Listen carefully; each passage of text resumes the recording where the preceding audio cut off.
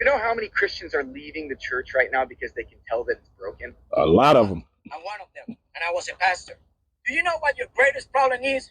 It's not that despite of your self-admitted brokenness, you still choose to victimize yourself by pretending that the very people that you're hurting with your brokenness are somehow the ones who are guilty of your own failures. Neither is the fact that, in spite of your self-awareness, somehow you still believe to be morally superior to those who don't believe like you, thus also believing to have heaven-given authority to legislate not against your own particular brokenness, but what you perceive to be everyone else's brokenness. Although these are real problems that you must deal with, they're not your greatest problem.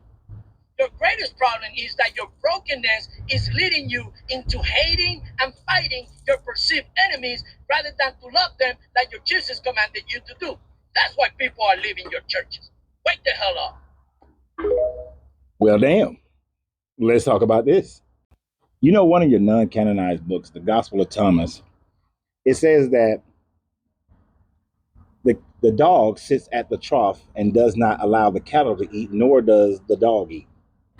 It is basically saying that the Pharisees refuse to eat the knowledge, gain the knowledge, the wisdom, and they prevent the people from doing the same. Your book does have some levels of wisdom in it. It tells you to love yourself and love your neighbors, love God and love your neighbors. But yet, you would rather hate your neighbors. Do you know how many times your people come at me with violence, with anger, with frustration, with name callings, with threats of my life? It's constant. Even in your Old Testament, it tells the children of Israel that you should treat foreigners amongst you friendly, treat them well. I mean, it does say that you can go buy slaves from them and make them into slaves. It says that as well, and they do genocide, a lot of them as well. But your church is broken, and you're not willing to fix what is broken in your church. As this man said, out of fear, you come at a person who walks away from your religion with more fear, with more anger. Your church tells you that, your book tells you that you should be a vessel of love. It describes what love is, and yet this is not what's displayed by your church. You would rather tell me how ignorant I am, how call me names, and tell me I'm going to burn in some fictional hell place or something like that.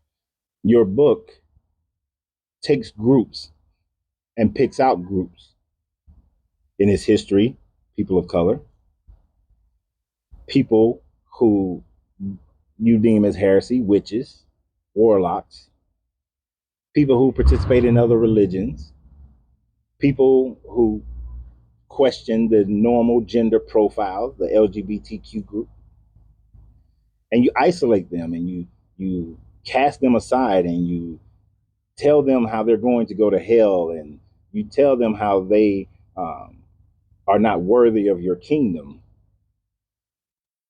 and yet you yourself are not worthy of such kingdom because you have never displayed this love that your deity tells you that you should be displaying.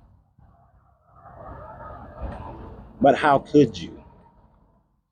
How could you show perfect love that drives out fear when your deity doesn't show perfect love that drives out fear? How could you when your deity says that whether free or bondman, whether male or female, we are all the children of God, thereby stating that to be a bondman, to be a slave, is normal, that it's okay. Instead of taking that opportunity to say no one should own any other person. Nope, doesn't say that. Doesn't have that kind of Christ consciousness, but sustains the status quo. And Christians from all around have utilized this book to conquer people, to brutalize people, to take their religion, not evangelize your religion to a person, but to brutalize them. to trick them. I remember a young lady that I knew some 15 plus years ago. She told me that when she was growing up in Haiti, that if you wanted an education, you had to convert to Catholicism. If you wanted to go to the better hospital, you had to convert to Catholicism. If you wanted to have a better job so that you can feed your family, you had to convert to Catholicism.